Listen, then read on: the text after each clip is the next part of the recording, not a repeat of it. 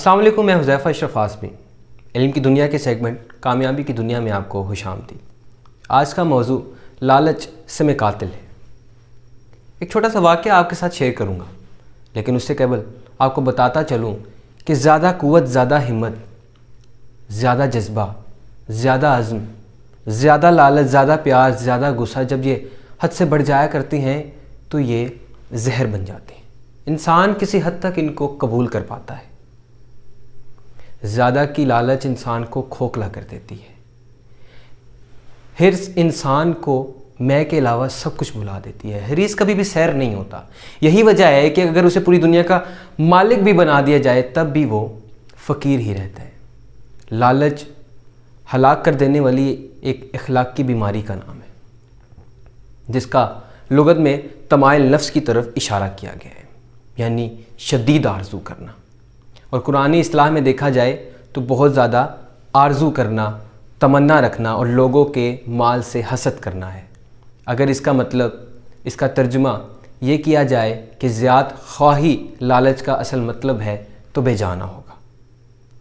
عقل مندی کے بعد امام موسیٰ کاظم علیہ السلام نے ہشام سے فرمایا کہ لالچ سے پرہیز کرو اور جو لوگوں کے پاس ہے اس سے حسد نہ کرو۔ لالچ اور حسد ہی تمام برائیوں کی کنجی ہے۔ یہ عقل کو مفقود کر دیتی ہے۔ انسانیت اور احساس کی مقدار زیادہ کی لالچ کے آگے پھیکی پڑ جایا کرتی ہے۔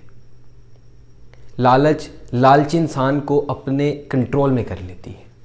ایک واقعہ آپ کے ساتھ شیئر کرتا ہوں۔ شیخ عبد الحسین خانصاری صاحب فرماتے ہیں کہ کربلا میں ایک قطار تھا جو بیمار پڑ گیا۔ کافی علاج کے بعد بھی صحت یاب نہیں ہو رہا تھا۔ تمام طبیبوں اور ڈاکٹرز نے جواب دے دیا تھا۔ فرماتے کہ میں ایک دن اس کی عیادت کے لیے اس کی منزل پر گیا تو کافی طبیعت خراب تھی۔ اپنے بیٹے سے کہہ رہے تھے کہ گھر کے سارے سامان کو سمیٹو اور جا کر بازار میں بیچ آؤ، جو درہم و دینار ملیں اسے علاج معالجہ پر لا کر خرچ کر دو۔ صحت یابی ہونی ہوئی تو ہو جاؤں گا، ورنہ اس موذی بیماری سے نجات مل جائے گی۔ عبد الحسین خانصاری صاحب فرماتے ہیں کہ میں نے ان سے کہا کہ آپ یہ کیا کہہ رہے ہیں؟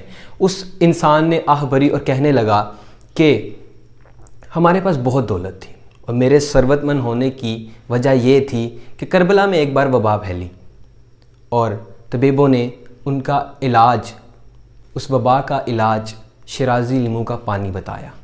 تو شیرازی لیموں کا پانی جو ہے بڑی دقت کے بعد ملنے لگا، تو میرے ذہن میں ایک ترکیب آئی، کیوں نہ شیرازی لیموں کا پانی مصنوعی تیار کر کے پانی میں ملا کر بیچا جائے، اور میں نے اسی طرح کیا۔ پورے کربلا میں صرف میری ہی دکان تھی، الغرض یہ کہ اچھی خاصی دولت بھی کما چکا تھا۔ اب آپ دیکھیے گا کہ لالچ کا رزلٹ کیا نکلتا ہے۔ کچھ عرصہ گزرا تھا، وہ انسان بتا رہا ہے کہ کچھ عرصہ گزرا، اس کے بعد خود ہی اس بیماری میں مبتلا ہو گیا اور حالت ایسی تھی کہ شفا یاب ہونا بہت مشکل تھا۔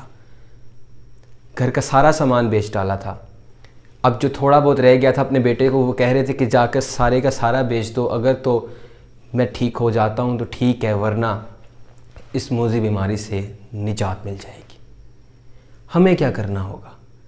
ہمیں لالچ کو دل سے نکالنا ہوگا۔ لالچ کی کالی پٹی کو آنکھوں سے اتارنا ہوگا، دل سے نکالنا ہوگا، اور یہ تب ہی ممکن ہے جب اللہ کے خوف کو دل میں ڈالا جائے گا، ورنہ کامیابی نہ مل پائے گی۔